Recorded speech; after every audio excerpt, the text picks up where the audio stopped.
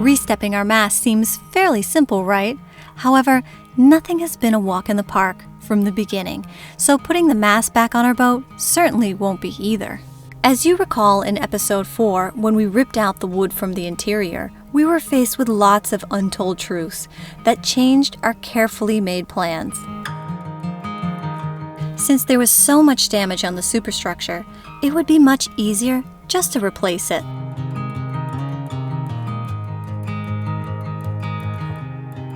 And since we were going to replace it, why not raise it up? So that's what we did. We literally raised the roof.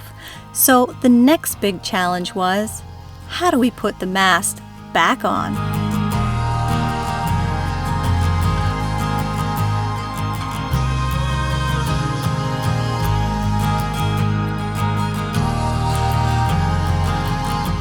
Hi, I'm Luke. And I'm Lori, and we are doing a complete restoration on our old rusty salvage sailboat so she can sail again. And stick with us to the end, because we have to make some big decisions.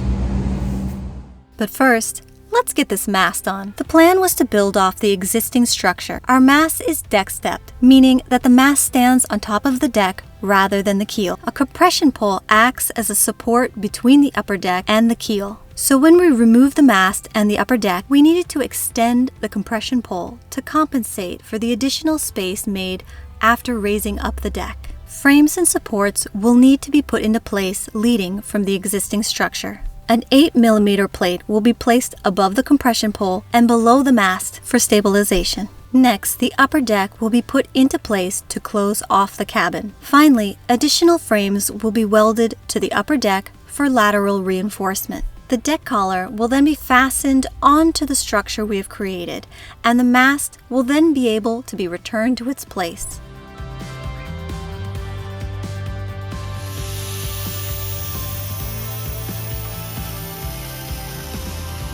With the structure ready to go, we started to work on the 8mm stabilization plate.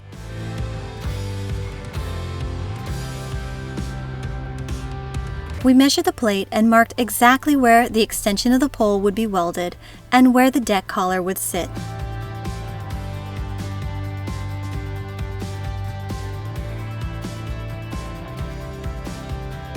The plate would be welded directly onto the compression pole and the stabilization plate. The structure was then put into place and welded together, completing the construction of the superstructure and giving a sturdy base to step the mast. To install the deck collar, we aligned the collar on the deck, and then we borrowed this sad drill since ours had ran out of the only battery we had, and we got to work trying to drill through 11mm of solid steel. We also drilled a 1.5-inch hole to install a stainless steel pipe that we would pass the cables for the mast through. This pole would be curved downwards to prevent any water or rain from entering the cabin below. Okay, today is an exciting day because we are installing a couple of things. We have been waiting a really long time to install everything. Just takes a long time in Brazil, particularly Rio de Janeiro. Things take time, it's Rio time, and you either accept it or you go crazy. So this is it. So once the holes were drilled, we were ready to install the deck collar. We applied Sikaflex around the holes and especially around the border of the collar for a good seal. We then put the bolts on and tightened them up.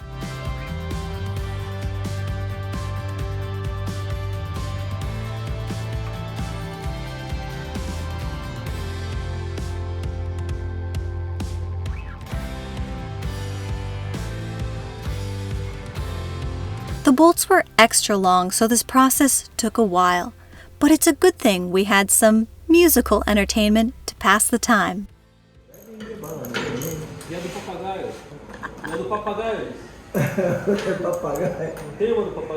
Grande acontecimento, comentário da vizinha. Papagaio foi pro mato com a arara da vizinha.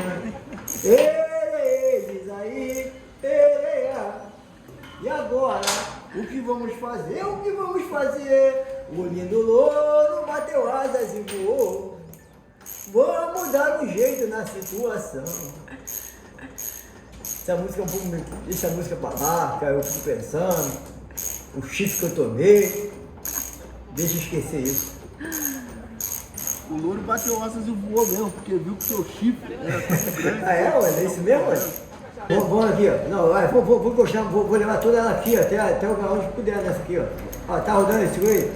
Ah, moleque, ah, moleque, ah, moleque. Da bananada. Eu te darei o céu, meu bem, leve 5 bananas de 100. Moleque. Next step was to work on preparing the mast. The one that came with the boat was an 11-meter or 36-foot aluminum mast, and it was in excellent condition. Finally, something worth salvaging. We started by removing all of the old rigging and cleaning it up. It was lined with styrofoam sheets that were decaying and flaking off, so we had to remove all of the pieces and flush them out before getting going. Then we measured where all the new instruments would be located on the mast, like the radar, antenna, lights, etc., and we drilled holes for new wire passages. Next, the halyards were put into place, threading them through the mast. All of the old rigging was left out and uncared for the good part of a decade, so there wasn't much to salvage there. So we bought new lines just to be safe.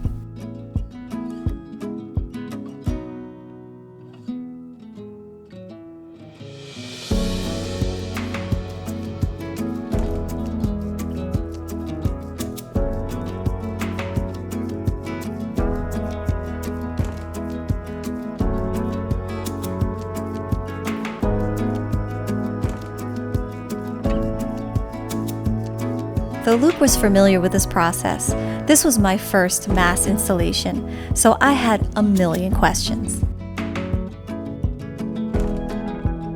Instead of lining the mast again, we bought 11 meters or 36 feet of 1.5-inch PVC conduit to protect the wires and keep them from rattling inside the mast. The PVC pipe was riveted to the mast, and we passed all the wires through the conduit using a guide.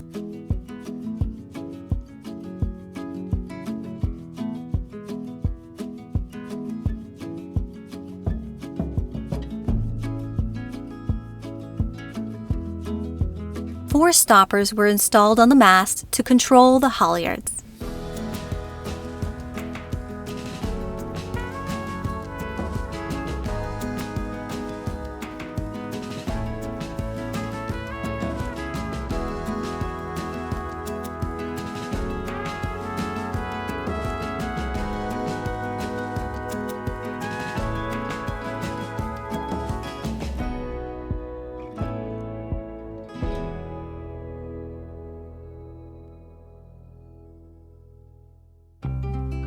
When it came to the boom, our luck had run out. The original boom was in poor condition, and the tracks on it were all corroded. Also, it was very thin, so it was not robust enough for the rigging system we wanted to use. Fortunately, we were able to find a used mast for sale in the club that appeared to be dirty, but almost new. We brought it up to the workshop to convert it from a mast to our boom. The track was in perfect condition and the size would fit great alongside our existing mast, but some modifications would have to be made. The gooseneck would need to be cut off and the length cut down too.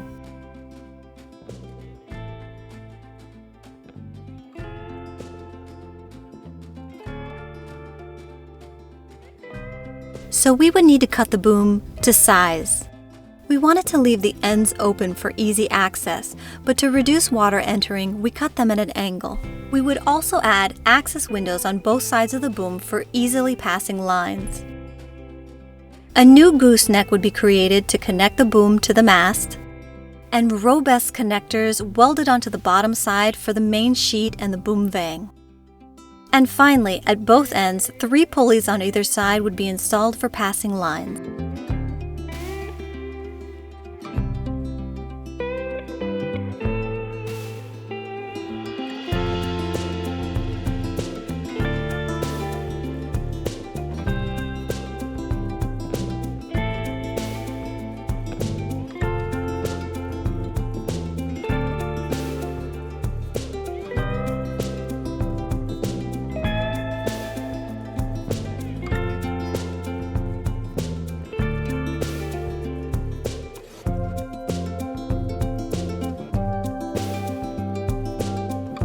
So once everything was measured, cut, and ready to go, we started with creating the location of the pulleys.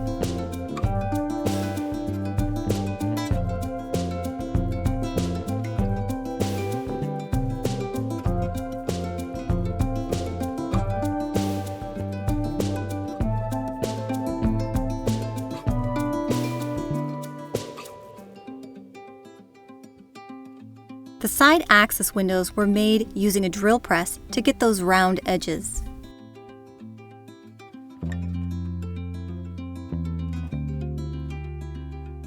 Then the rest of the boom would be finished at a later date.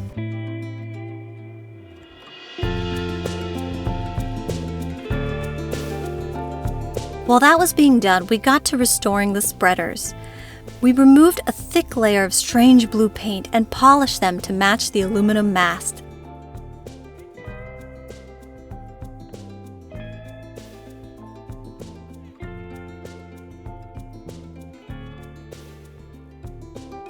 They were then reinstalled onto the mast, and things were really starting to take shape. We can't tell you how many tasks were happening simultaneously. We felt like we were all over the place, at night running to the store to buy materials, the next morning waking up bright and early just to tackle another day. The mast was almost ready to go, but we couldn't celebrate just yet. The biggest job was still to come, and that was putting the mast back on the boat. But that will have to wait. So let's get to some really important decisions that we had to make, like style and what not to do with your hat. When we bought the boat, we purchased it in a club. We are not in a shipyard. This is, we don't have a lot of resources here. We were fortunate that the previous owner was a member of this club and that we had a small window to be able to use the facilities of the club. And so our window is now very much closed. And we have to make a big decision. Either we become members of this club, which are not beneficial because this is not a place to build a boat. They don't have the facilities to build a boat. We've been really stretching ourselves as far as possible. Okay, so we decided to move the boat to the south of Brazil because this city, there's a large boat industry in Brazil. Yeah, is it the largest in Brazil? Yeah, and we have some friends there. We were really trying to get the boat ready for this particular show that was happening actually in the club, that we were building the boat. And in this show, we had many wonderful things happen to us, and that was meeting a lot of people that already own boats and doing construction. And we met Sailing Yaba, and they told us the location that they are doing their build, and that is in Santa Catarina, Brazil. And like Luke said, it's a place where there's a lot more industry, there's a lot more availability, the prices are better, and there's actual boat yards. And Yaba has spoken so positively about Santa Catarina that we have decided to pick up our entire project and our entire lives. Yeah. And we're gonna move down south. And how are we gonna move the LAHAKAI? We are going by sea, so somehow we have to get it ready to sail. Like we said, we are sailing the LAHAKAI 3 states down to Santa Catarina in Brazil. To help us on this journey is our new future neighbor from Sailing Yaba, our sister boat. If the LAHAKAI was wooden, it would be Yaba. Ben is gonna come up here. He's flying up from Santa Catarina to Rio de Janeiro, and he's going to sail with us. So he is our tripulação in Portuguese and our crew in English, and he's going to help us go non-stop. We are not pausing during this trip. We are going 3 to 5 days straight, slamping, sail camping in the LAHAKAI with Ben, and we're super excited to have him jamming out on the guitar. Well, he doesn't play the guitar. Maybe he can sing. He can play the drums. We're gonna have to get some drums for him. I wonder if he's coordinated. Some bongos. Yeah. Been on the bongos. Yeah. Se dar um toque em meu destino, não seria um peregrino desse manso mundo em cão. Ser um bom menino que vendeu limão, trabalhou na feira para ganhar seu pão. Não aprendi a maldade que esta vida tem. Juro não conhecia a famosa Funabem, onde fez minha morada desde o tempo de neném. É ruim acordar de madrugada, pra quê? Pra vender bala, né?